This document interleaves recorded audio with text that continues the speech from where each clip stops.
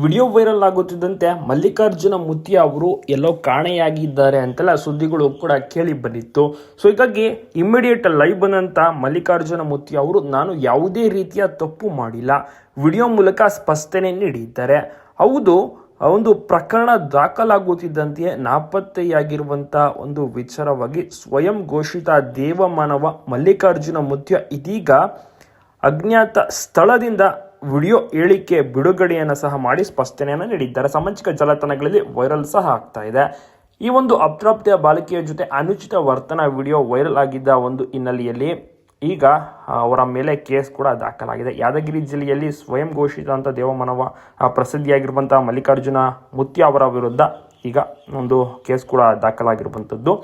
ಅದು ವಿಡಿಯೋ ಕೂಡ ಬಹಳಷ್ಟು ವೈರಲ್ ಆಗಿತ್ತು. ಸಾಕಷ್ಟು ಜನರು ಆಕ್ರೋಶಕ್ಕೆ ಒಳಗಾಗಿದ್ರು ವಿಡಿಯೋ ವೈರಲ್ ಆದಂಥ ಕಾರಣ. ಸೊ ಹೀಗಾಗಿ ಬಂಧಿಸಬೇಕು ಅಂತಲೇ ಹೇಳ್ತಾ ಇದ್ರು.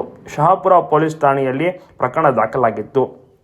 ತಲೆಮರೆಸ್ಕೊಂಡಿದ್ದಾರೆ ಅಂತ ಕೂಡ ಕೇಳಿ ಬಂದಿತ್ತು. ಬಂಧನ ಭೀತಿಯನ್ನು ಕೂಡ ಎದುರಿಸುತ್ತಿದ್ದಾರೆ ಅಂತ ಕೂಡ ಹೇಳಲಾಗಿತ್ತು. ಆದರೆ ಈಗ ಒಂದು ಲೈವ್ ಆಗಿ ಕೂತು ವಿಡಿಯೋದಲ್ಲಿ ನಾನು ಏನು ತಪ್ಪು ಮಾಡಿಲ್ಲ, ಅವರು ನಮ್ಮ ಭಕ್ತರು, ಅವರು ಸ್ಟೇಟಸ್ಗೆ ಹಾಕೊಂಡಿದ್ರು ಅವರ ಮಗಳೇ, ಅದು ನನ್ನ ಭಕ್ತರ ಮಗಳು ಅಂತ ಕೂಡ ಒಂದು ವಿಡಿಯೋದಲ್ಲಿ ತಿಳಿಸಿದ್ದಾರೆ. ಜೊತೆಗೆ ನಾನು ಯಾವುದೇ ರೀತಿ ತಪ್ಪು ಮಾಡಿಲ್ಲ, ನಾನು ಎಲ್ಲೂ ಕೂಡ ಹೋಗಿಲ್ಲ, ಯಾವುದೋ ಒಂದು ಫಂಕ್ಷನ್ ಸಹ ಇತ್ತು, ಅದಕ್ಕೆ ಇನ್ವಿಟೇಷನ್ ಕರೆಯೋಕ್ಕೆ ಬಂದಿದ್ದೇನೆ, ನಾನು ಆರಾಮಾಗೇ ಇದ್ದೇನೆ, ನಾನು ಎಲ್ಲ ರೀತಿಯ ಸಹಕಾರವನ್ನು ಕೊಡ್ತೀನಿ, ಅವರು ಬೇಕಾದ್ರೆ ತನಿಖೆಯನ್ನು ಮಾಡಲಿ ಎನ್ನುವಂಥ ಒಂದು ವಿಚಾರವನ್ನು ಇದೀಗ ಮಲ್ಲಿಕಾರ್ಜುನ ಮುತ್ಯ ಅವರು ತಿಳಿಸಿದ್ದಾರೆ.